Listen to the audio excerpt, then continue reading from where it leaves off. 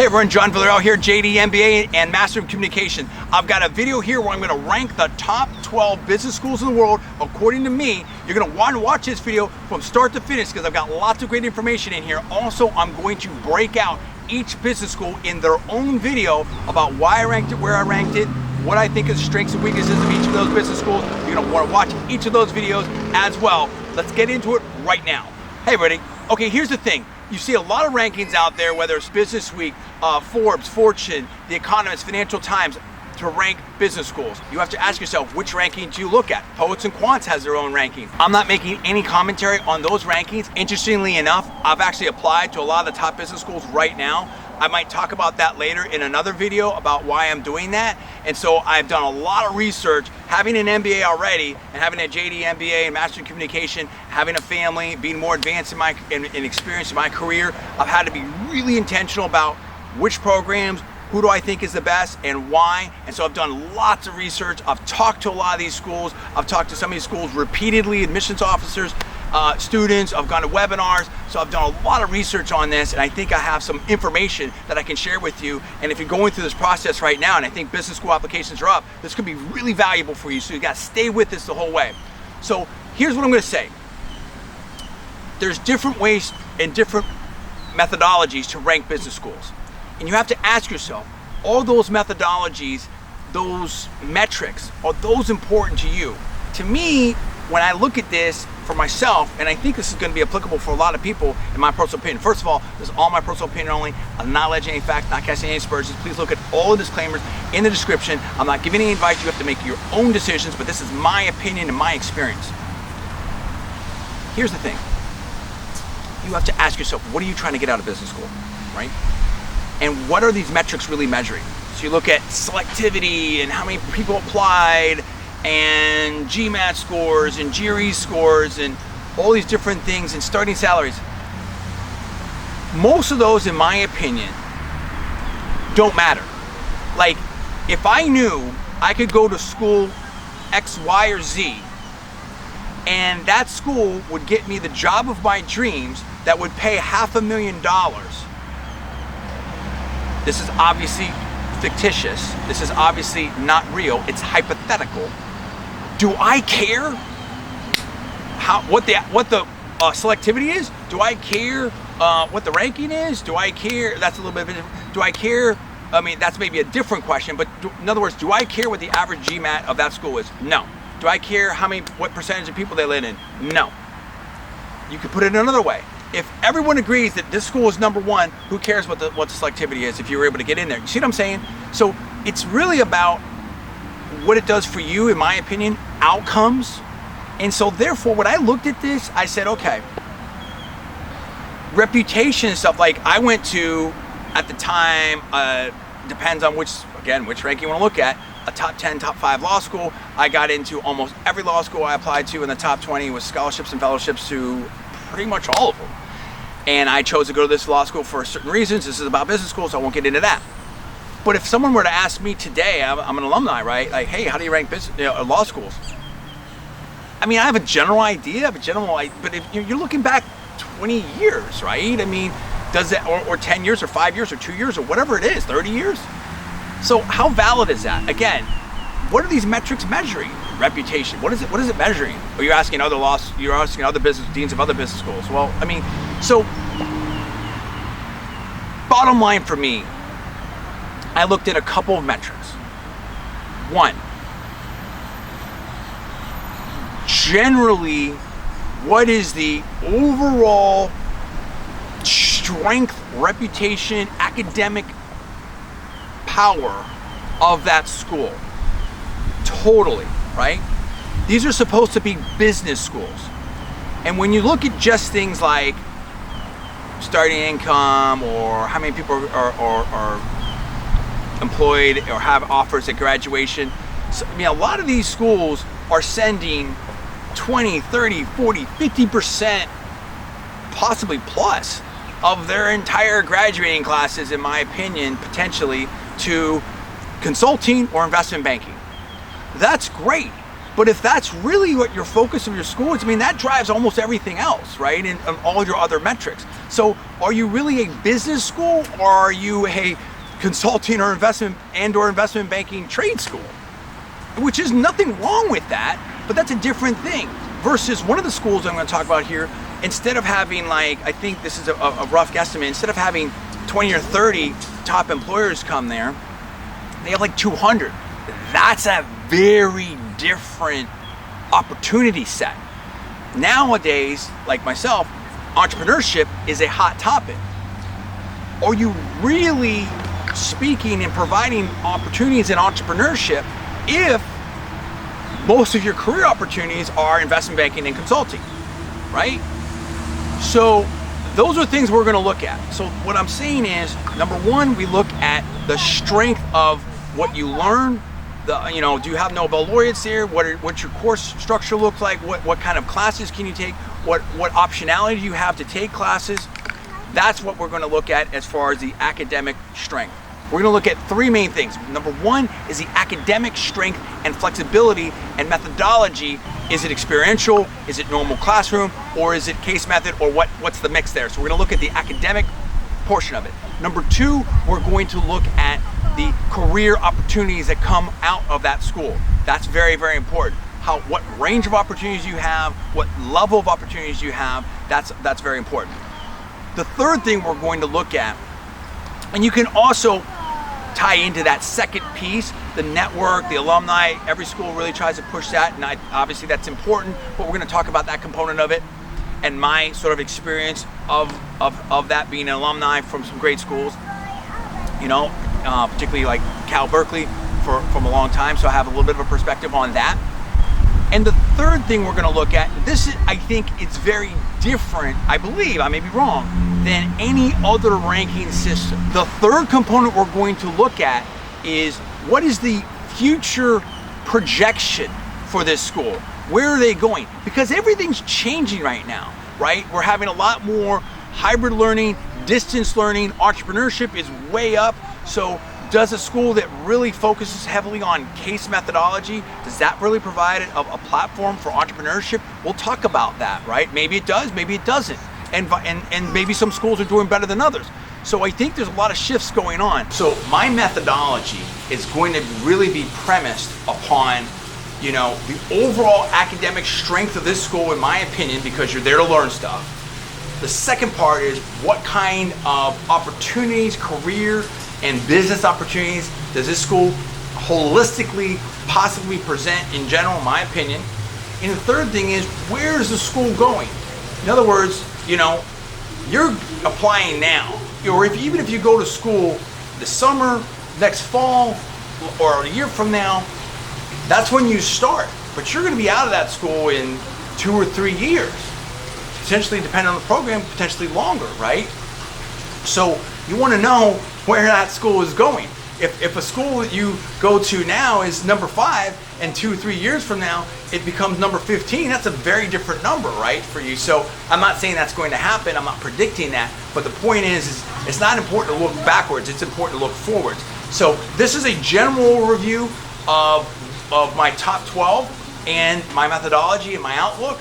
You're going to, again, want to dive into each one of those particular videos. They will give you specific information and opinions, from my opinion, on those schools, and I think those are going to be very valuable as to how I arrived at these rankings and what you can take out of that for yourself. So with that, I'm going to quickly go through my ranking. Now, some of these were very difficult. I would say, and this is the top 12 in my opinion, I would say tied at number 11, because they're different schools. They both have a lot of strength for different reasons, and I hate doing ties, but it's super close. It's really, and it really depends. It really depends on the student. So I think it's only fair to tie them. I'm going to put the University of Michigan and the University of Virginia in tied at number 11. Why? Both of those schools are really, really strong. Both of them are extremely strong public universities. And both of those, like the University of Michigan as an overview, has great experiential learning. I am a huge proponent of that because there's nothing that teaches you the real world like the real world, right? It's just like sports, training for specificity.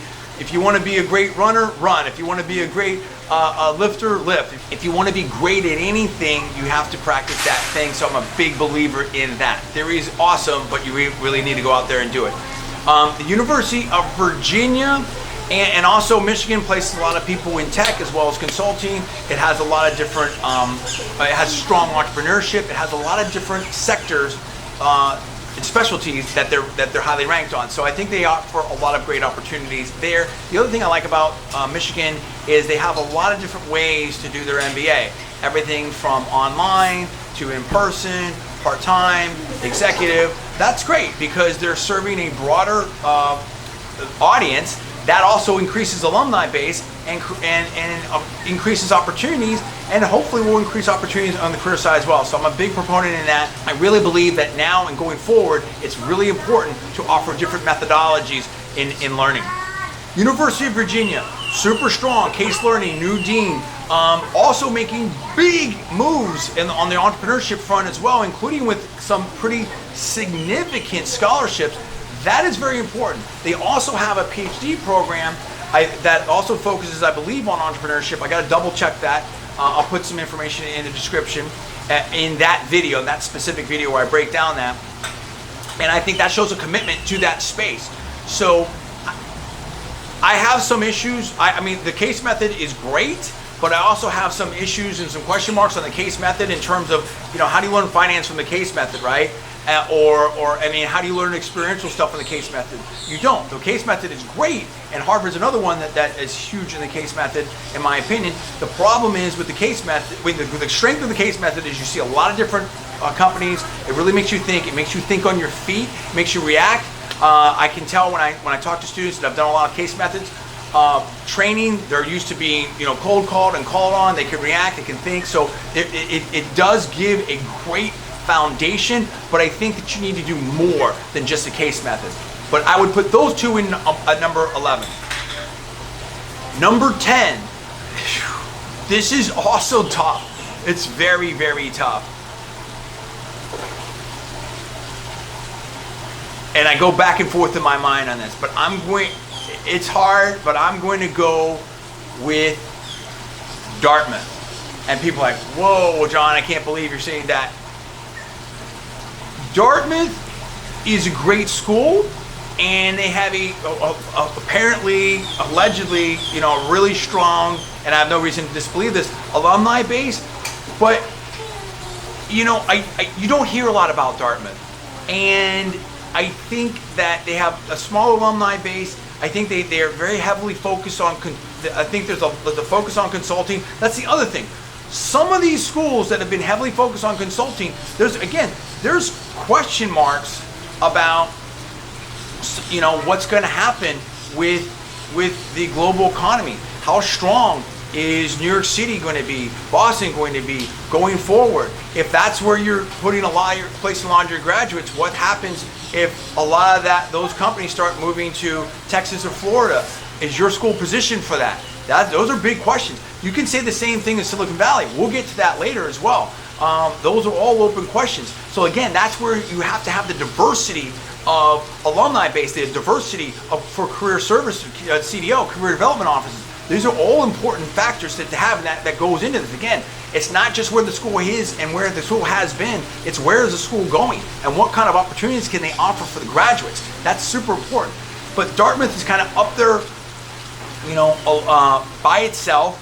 A great school. There's no doubt about it. Ivy League and all that. But I just feel that they're not.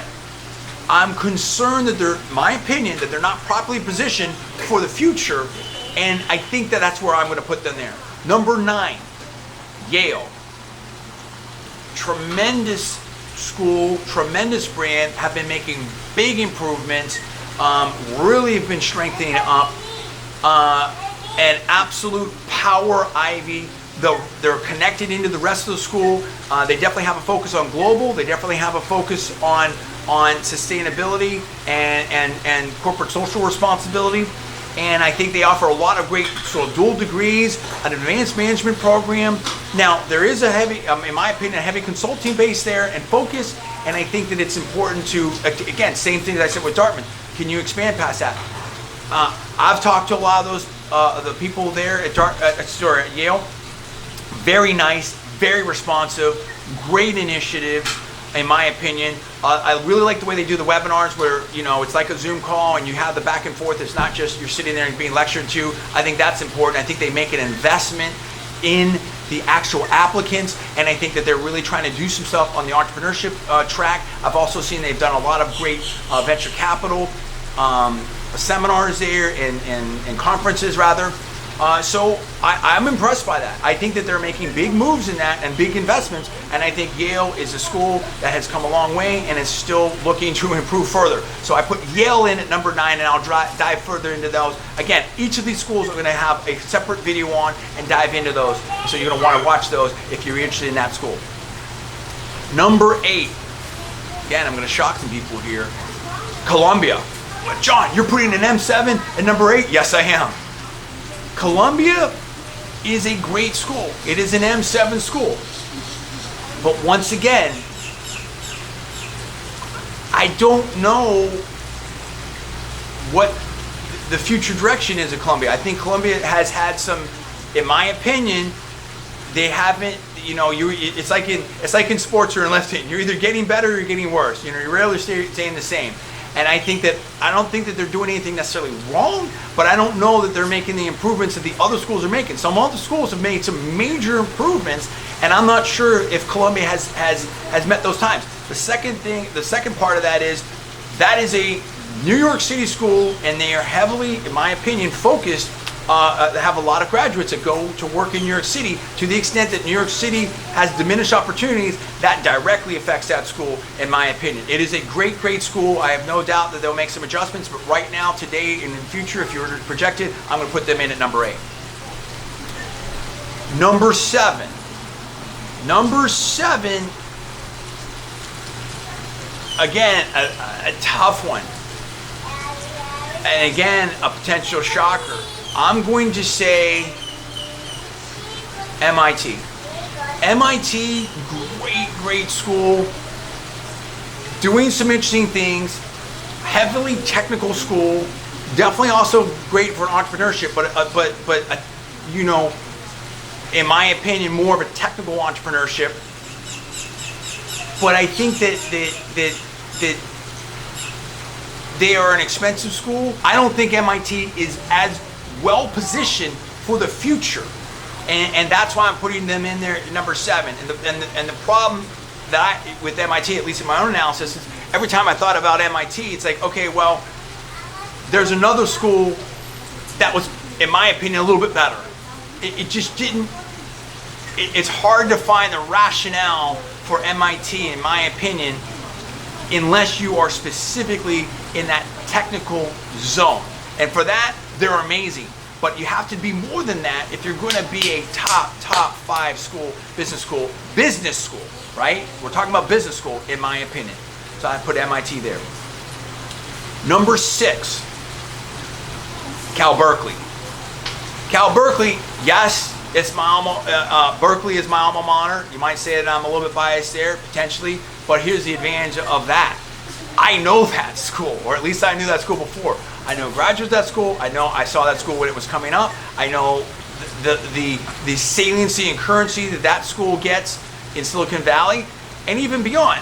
And I think that they do they offer a lot of different ways to get that MBA. I think that's a strength. They also have a serious pipeline in Silicon Valley, which is like the hottest place right now, in my opinion, for jobs. And you talk about pay and all of that. You talk about total compensation, and again, you're going to business school because you want to make money. So if you want to be in tech and you want to make money, you know, you could do a lot worse than going to Cal Berkeley. Berkeley also has a lot of Nobel laureates, and there's a lot of other advantages in Berkeley. So I think if you look at, again, where that school is and where it's going, I think Berkeley is very strong. But again, to the extent that Silicon Valley diminishes, if it does diminish in strength, That's going to affect Berkeley, and that's going to affect Stanford. So I put Berkeley at number 6, but it could be a little bit of a tenuous number 6, if you understand what I'm saying there. Number 5, Harvard. Now, this was close. This was close. I almost put Harvard at number 6. It was very close. But at the end of the day, today, right now, Harvard is still Harvard.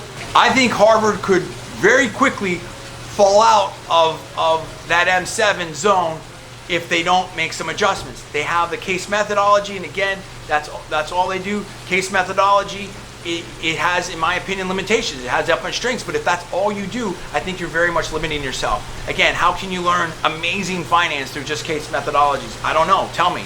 You know, how can you learn amazing entrepreneurship just through case methodology? I don't know, tell me, right? I mean, but they do have great case methodology, they do have great publishing, they do have great professors, they do have a huge endowment, they do have an Ivy League name, they do have global branding. Now they have a new dean. So they're in transition. Once again, look at how many people place into consulting, how many people place into investment banking, particularly on the Northeast. If New York, Boston, if there's reduced career opportunities for graduates, that's going to affect rankings. So I get it was super close. I put them in at number 5, but I could have easily had a tie for 5 or tie for 6, or had Berkeley in at number 5. But I'll keep it where it is. I think that Harvard will hopefully figure it out. We'll see what happens with Harvard. The other thing about Harvard is it's definitely, in my opinion, sort of more of a prep school, almost country club mentality, and I don't think that's a good thing going into the global economy. Definitely had less connection, interaction from the admissions of folks there. And there's only one way to do the MBA. You got to go there. It's 2 years. That's it. There's no part-time. There's no executive that gives it an actual degree. So the very, very limited. Actually, you know what? The more I'm talking about this, I'm changing my rankings. I'm putting Harvard at number 6. I'm putting Cal at number 5. The more I think about it, it just doesn't make any sense, right? I'm putting Harvard in at number 6. I'm putting Cal in at number 5. I switched it because there's only one way to do it. It's too limited. You have to fit into what they want for that 2-year program. The limitation of being able to get an MBA there, I think, is just really not good, right? That doesn't help the program. They have a great online offerings, tremendous. Wharton, the same thing, but you can't get a degree from there. You can't get the full experience. So I feel like they're a little too tied to past methods and this, the Harvard way of doing things. And I don't feel like going forward that there's a big question mark there. I hope they prove me wrong. And they definitely have the resources and the branding to do it. This new dean could totally change things. But we're going to see. There's a big question mark there. And again, I would refer you to other rankings and other resources and other commentary out there to see what you think. But that's my take on that. I just that's the value of doing this, talking through it. I got to put Cal at number 5. I got to put Harvard at number 6. Number 4, Wharton. Great school. Similar discussion that I just had with Harvard. I think that they're doing, what's good about Wharton is tremendous strength in finance. They're making big moves in entrepreneurship, but there's still question marks there. And I think that, again, similar situation. There's 2 ways to do the MBA, executive or on campus. They should offer more options. We're going to see what happens in terms of placement. It's one thing to have, buildings and classes for entrepreneurship, but what about the placement? What about the success of graduates? I think that there's definitely some question marks there, and it's the same thing. That school is so heavily into finance. If a lot of the investment banks and a lot of those finance firms and hedge funds start moving to Florida, Texas, other places, can Wharton have the strength and placement there? So we'll see. I think it's a great school. I think I am much more bullish on Wharton long term than I am at Harvard right now. The problem with some of the, in my opinion, some of the successful Harvard entrepreneurs are some of those people dropped out. of either undergrad or the MBA program. So if some of your success stories are people that actually dropped out of the program, what does that say about the strength of the program? I don't know. I think there's a question mark there. So I'm more bullish about Wharton long term than I am at Harvard, but we'll see, right?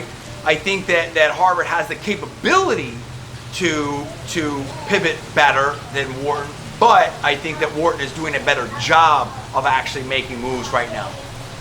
Tied? No, I'm not going to tie him, but it's so close. This is another one that's close. Northwestern at number 3, and this is. I may change my mind on this, but this is very, very close. But I'm gonna leave it this way, and for only one reason. Northwestern, tremendous marketing, tremendous team building, tremendous communications, and tied name obviously with the large university, the journalism school. They have, I believe, 200 employers that come to campus for their recruiting, on-campus recruiting. That's amazing. I don't know any other school that's anywhere close to that. That provides opportunities. They also are doing more in entrepreneurship. They're doing winter quarters in Silicon Valley. They're doing some experiential training. They're making a lot of shifts. You can do it full-time 2 years, full-time 1 year. You can do part-time accelerated, weekend, evening. Those are all the part-time options. There's a lot of different options. They have executive MBAs. They have a campus in Miami. They have campus in Chicago. So there's a lot of different ways to do that. I find that they're super engaged with you in terms of with me. I'll get into this again more into each school when I break down each school and their own videos. But I find that really engaged from the admissions office with the people, and they have many different ways to do the MBA. And I think that they also have a lot more. They have a lot more potential strength and diversity in terms of outcome, and I think that they are better positioned. Again, not that long ago, brand new building. They're making moves, better position going forward. That's why I have them in at number 3. Number 2, and this was very close. University of Chicago. University of Chicago also doing great things. They actually, drilled into it. They place a lot of people in entrepreneurship and tech. They place a lot of people in venture capital. Again, relatively. And again, relatively new building, big money from David Booth, $300 million. They've got that total endowment over $1 billion. They've made a lot of moves there that I think have really boosted that school up. The reason I have them in at number 2, and again, campus in Chicago, campus in London, campus in Asia, they're doing a lot of moves, they're making a lot of moves. I put Booth in at number 2, very, very strong, crazy strong academics, many Nobel Prize winners, including Dr. Fama, and you can actually take classes with Dr. Fama. So it's very, very powerful. The reason I have Chicago at number 2 over Northwestern is that I believe when you talk to people, you talk to students, you kind of get a sense of it. Every sense I can get from polls and students and stuff is that if they had to choose between Chicago and Northwestern, more students are going to go to Chicago, or there's a perception that it's the better Chicago school. It's super close. They're both great. They're different. And again, for any of these schools in the top 10, let alone top 12, or even top 15, it really comes down to the best fit for you, in my opinion. Again, not giving you any advice. What's the best fit for you? What's going to work for where you want to go? That's critical. And I think that there's a strong case in their own lane and niche for, even though they're both broad-based schools and great education, for Northwestern. If you're more into communication, team building, and that kind of stuff, marketing, I think that Northwestern could be a better fit. And for Chicago, if you're more into finance, quant, venture capital, that could be the better fit. I see great reasons to go to both those schools. Those are awesome, both awesome schools, but I'm going to put Chicago in at number 2, just a little bit better. That leaves number 1, Stanford. Stanford is super strong. They have a global brand name. They place more people in venture capital than any other school. They have the highest starting salaries. They're just an absolute pipeline in Silicon Valley. And I think that they have different ways to, they have the MBA, but they also have the MSX, so that's kind of tied in, which is a little bit of a different thing. They have some great programs. The thing with Stanford is, I know a lot of their. When I was in Silicon Valley and just having been around startups and venture capital, when you meet their graduates, they're just really impressive. And in talking to these people, they just have real command, in my opinion. And I think that they offer a much wider array of entrepreneurship and venture capital, way more and better and deeper than any other school that I've seen. And the quality is just at a very different level.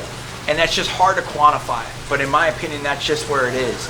And just knowing the strength of that. And I think, again, Cal is coming up on that, but it's very powerful.